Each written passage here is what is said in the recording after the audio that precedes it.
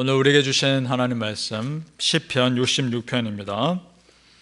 시편 66편 9절에서 12절까지 말씀 보겠습니다. 구약성경 848페이지에 있습니다. 구약성경 848페이지 시편 66편 9절에서 12절까지입니다. 시작. 그는 우리 영혼을 살려두시고 우리의 실족함을 허락하지 아니하시는 주시로다.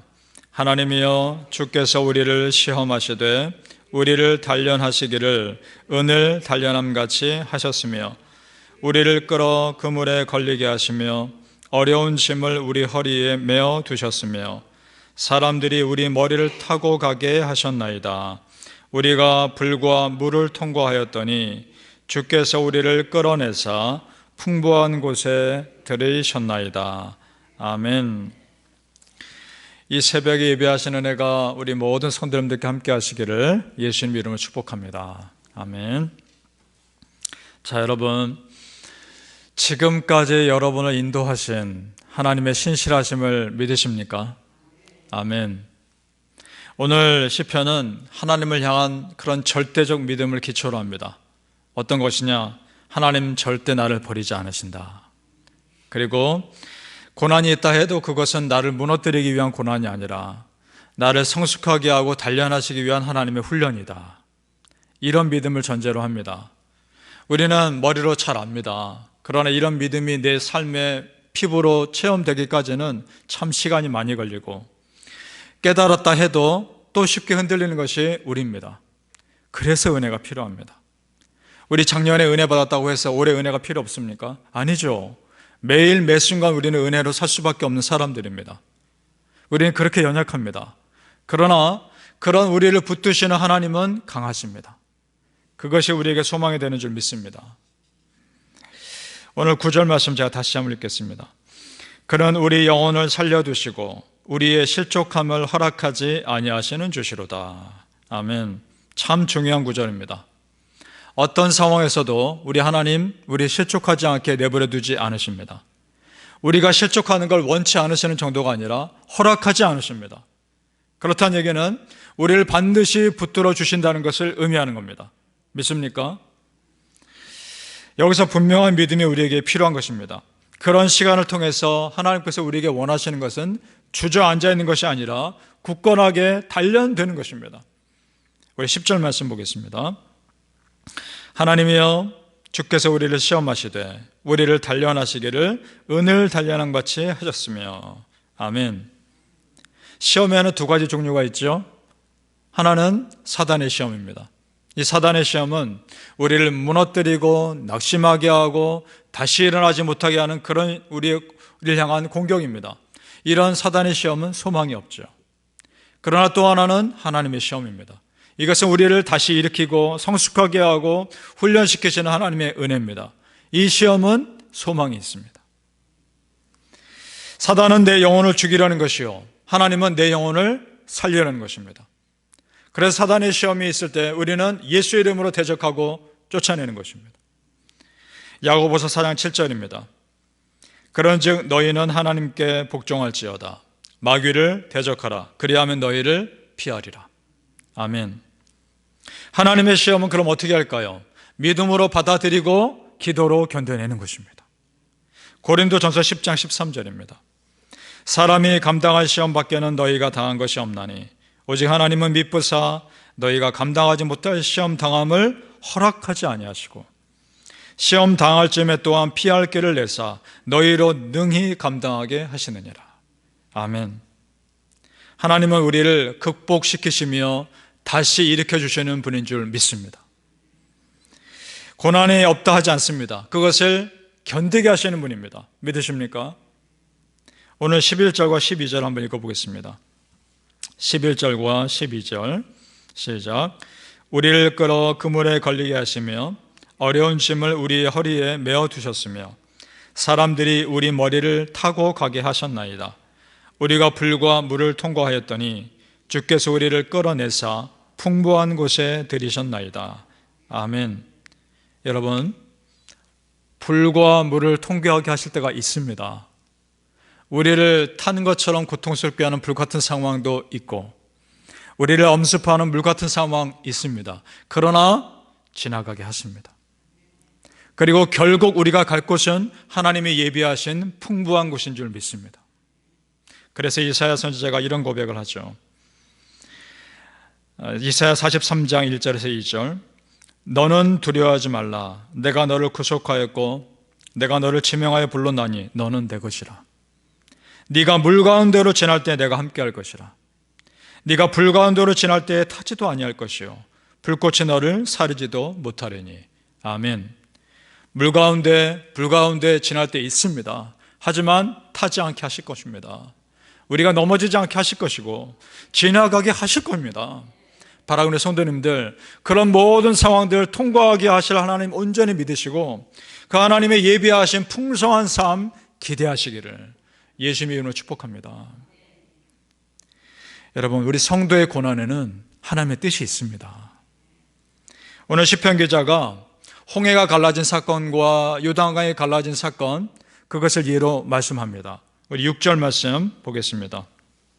6절 말씀, 하나님이 바다를 변하여 육지가 되게 하셨으므로 무리가 걸어서 강을 건너고 우리가 건너서 주로 말미암아 기뻐하였도다. 아멘.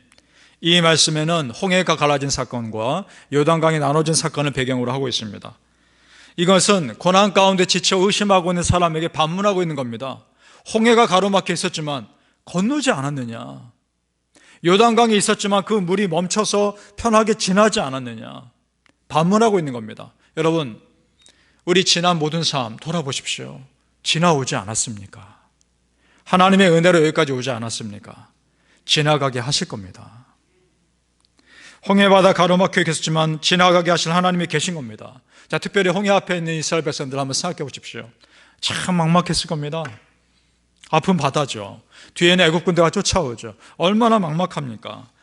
자, 그런데 고난이 그렇게 중복되는 상황 가운데 있을 때 참 우리 마음이 낙심되죠. 신기한 것은 어려움이 있을 때 그 어려움이 중복되더라는 거죠. 어려움이 계속 생기더라는 거죠. 그럴 때 어떻게 할까요? 정신 못 차릴 정도로 한 번에 많은 어려움이 생길 때 하나님이 해결하신 방법을 보십시오. 전혀 생각 못한 방법으로 해결하십니다. 홍해가 갈라집니다. 바다를 가르십니다. 이걸 사람이 상상이나 할 수 있는 일입니까?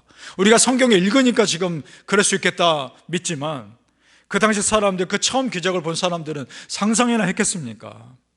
바다가 갈라졌습니다. 그렇다면 고난을 허락하실 때 그 고난을 감당할 힘 주신 것은 당연한 것입니다. 고난을 감당할 힘 주신 하나님이 계심은 당연한 것입니다. 더 중요한 것은 그 고난을 허락하신 하나님의 뜻을 깨닫는 것입니다. 자, 편한 지중해길을 놔두고 왜 홍해길을 가게 하셨을까? 그리고 어떻게 이런 기적 같은 일을 행하며 하나님께서 해결하셨을까?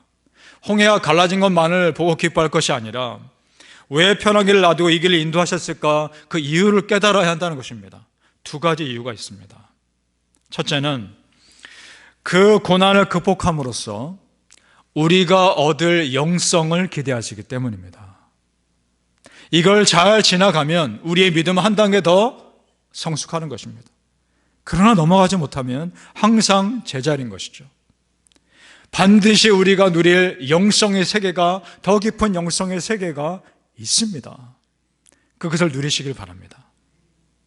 또 하나는 바다를 가르면서까지도 도와주신 하나님이라면 앞으로 무엇을 안 도와주시겠는가? 이런 도우심에 대한 메시지인 겁니다. 여러분, 우리 하나님 홍해를 가르친 하나님이십니다. 여러분, 무엇을 안 도와주시겠습니까? 그 하나님을 끝까지 신뢰하시길 바랍니다. 생각해 보시죠. 우리 하나님도요, 우리가 고난받는 것 원치 않으십니다. 그런 하나님이 우리에게 고난을 허락하셨다면 이 고난을 통해 우리에게 준 메시지가 있는 것이죠. 이걸 통해서 우리가 주저앉아 있는 것이 끝나는 것을 원치 않는 것이 아니라, 무너지는 거 있는 것을 원하시는 것이 아니라, 이것을 통해서 하나님을 찬양하고 영광 돌리는 사람으로 바뀌기를 원하시는 것입니다. 그런 사람 되기를 바라시는 것입니다.